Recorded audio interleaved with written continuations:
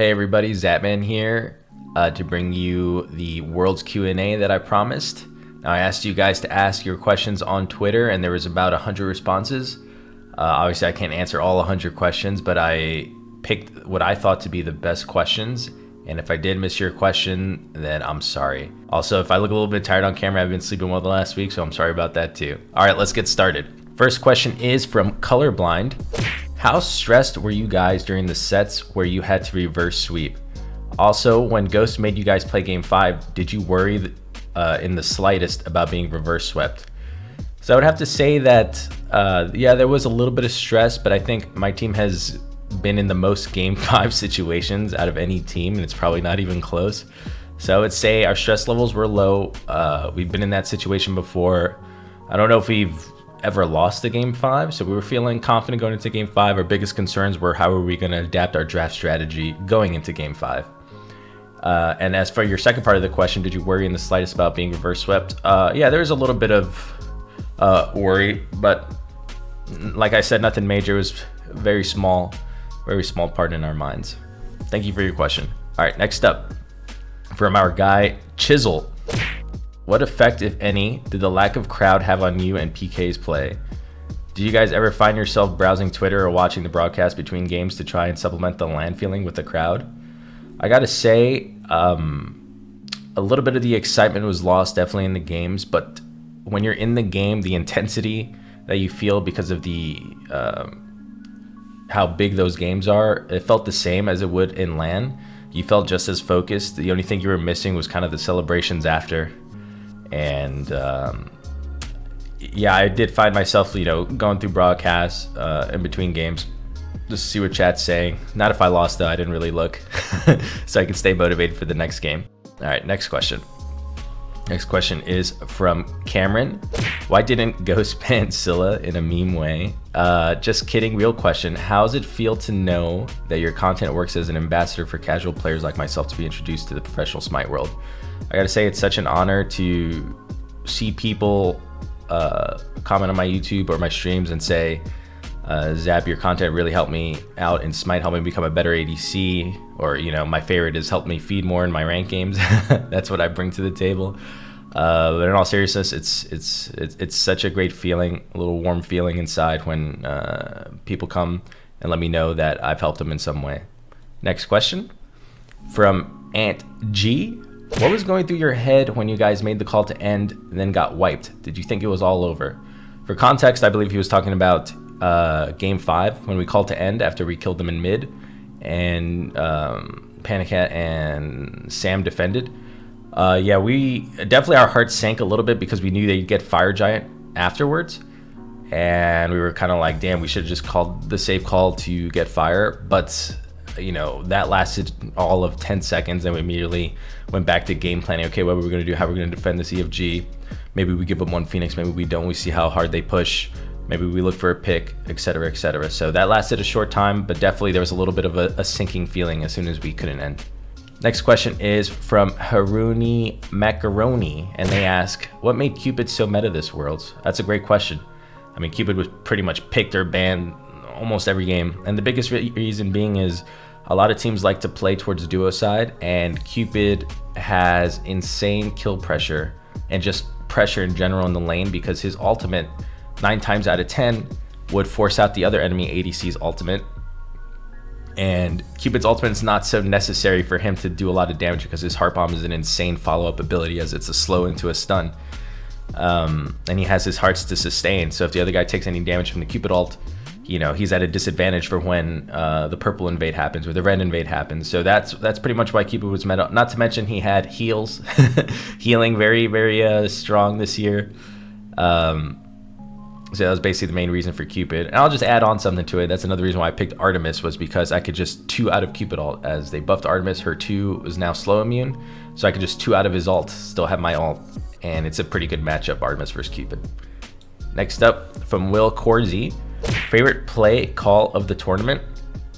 I'd have to say the end call in game 4 against Radiance when we had 3 Phoenixes down. We called to end.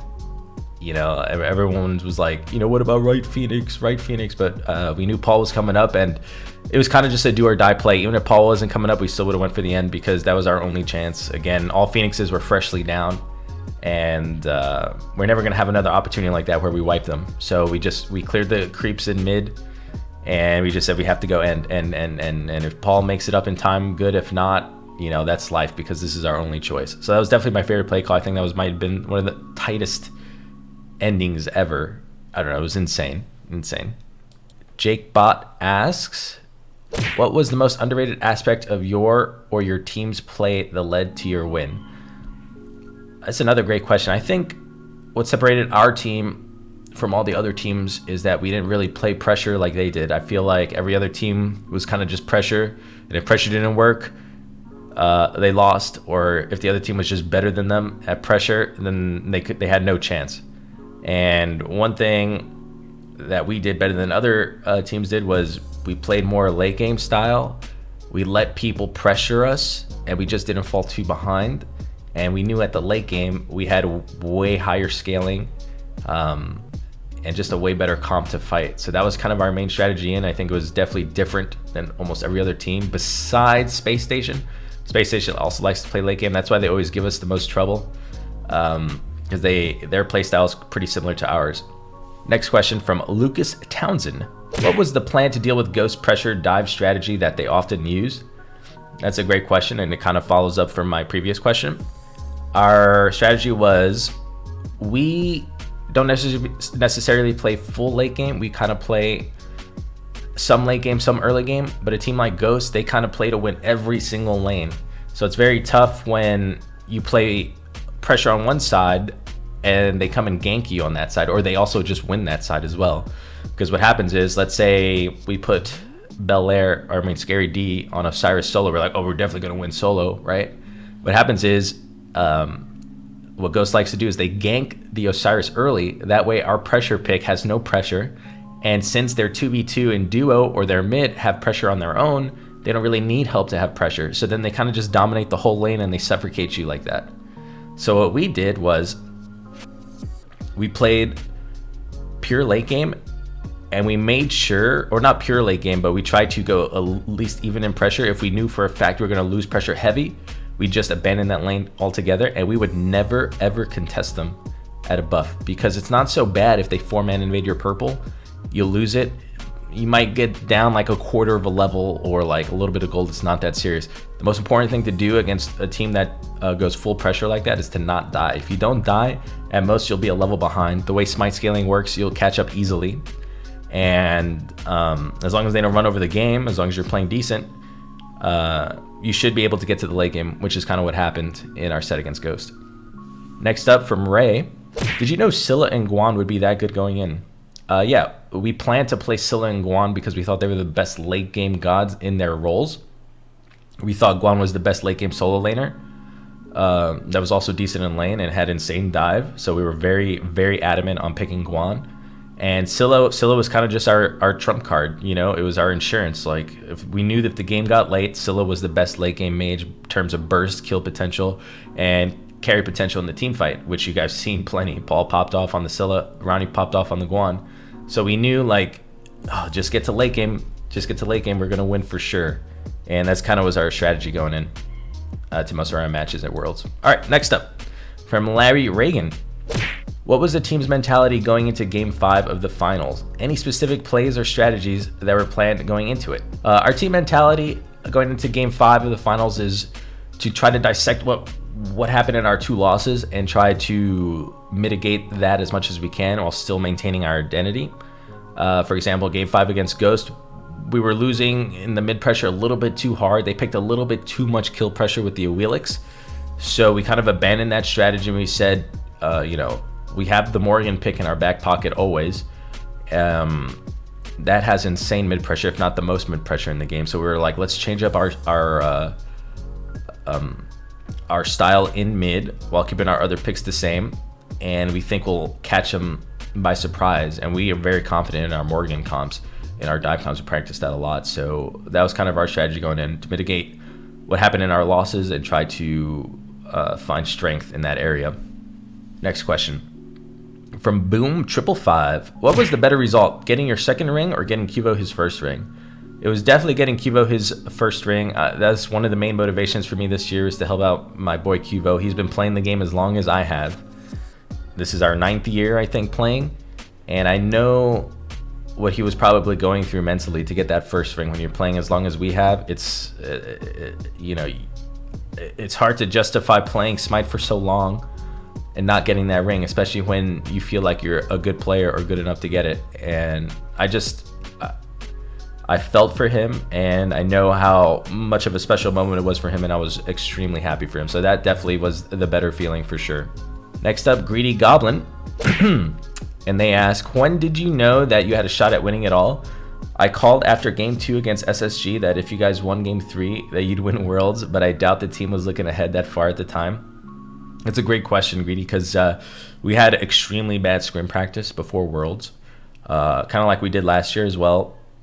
We don't do well in scrims, and so I would say we were not at our highest confidence level. And even after we beat United, we were like, okay, you know, I feel like we should win that game. But definitely, like you said, Space Station was the real test for us. As soon as we won game 3, like kind of like you said, it's almost exactly like you said. When we won game 3, we were like, okay, this is starting to feel like a lot like last year. Everyone started getting on the same page. We started, you know, making good plans and executing them. Everyone playing discipline. And then when we reverse swept SSG, we kind of felt like, yeah, we could definitely win this year for sure. And we went into our next set full of confidence. Next question from Jason. What were your guys' thoughts about the first 2 games of the finals? I'm not trying to take away from you. I mean, you won Worlds twice in a row, but I felt like I saw a lot of people arguing that Ghost 2 those games more than you won them. I think this is an excellent question. I think it's a common theme I've been seeing a lot of. I feel like people need to understand there's multiple playstyles in Smite. Ghost playstyle is very easy to follow, very easy to say, oh, these guys are good because they play full pressure and they try to win every lane, and they let their mechanical skills shine through that kind of playstyle. So yeah, it's a very obvious playstyle. Our playstyle was, we know we don't match up with Ghost in their early game because we don't like to play full early game pressure, and we're not really that good at it. So we went for our strengths, which was playing late game. And when you play a more late game comp, you can't really be the ones to engage, especially in the mid game, so easily. So we played kind of a kite style. We let them come in, we let them overextend. Why was that so effective is because we had the Cilla. The Cilla is insanely good at punishing tanks, insanely good at killing frontline. So what may seem like a throw to you is actually what our playstyle was against their heavy dive. Fenrir support, Susano, all that kind of stuff. We wanted them to come into us so we can one-shot them with the Cilla or poke them out really hard with the Cilla and have our front line be able to dive their back line. If you noticed, in almost every single one of those games, we let them dive into us, and then we counterpunched. We poke them out really low, then our front line goes in, and then their comps are scattered because their front line's like, oh, we got to get out, we're low, and then their back line's, oh, but we just got engaged on, and then we start chasing from our back line to their front line. If you watch those games closely, that's basically how every strategy was. We let them come in, boom, their front line overextends, we go in. Then our front line goes in. If you watch those first 2 games, that's exactly how we played each game-winning team fight. Let them come in, we poke with our burst because we had the better scaling comp, and their comp, when they play early game like that, they need to go in. They have to go in first. That's their style. Our style is not to go in first. Our style is to let them come in. That's why our drafts were so good against theirs. And we knew even if we were 8k down or 10k down, it didn't matter. Once you get to around 70k gold, everyone's basically full build, and gold becomes a little less relevant at that point. So watch those games closely and look at our team fights, and you'll see they had the same theme every time. Next question, or last question, from Cass. They ask, do you think getting 4-man ganked every match in rank change you for your bait roll? Yes. I'm an expert at baiting. I'm an expert at sniffing out the ganks. You know, I see the other ADC playing a little further up. I don't see their mid is missing. Their jungler's not on the map. I immediately run to my tier 2. So that's a funny question. Yeah, I think it definitely does help.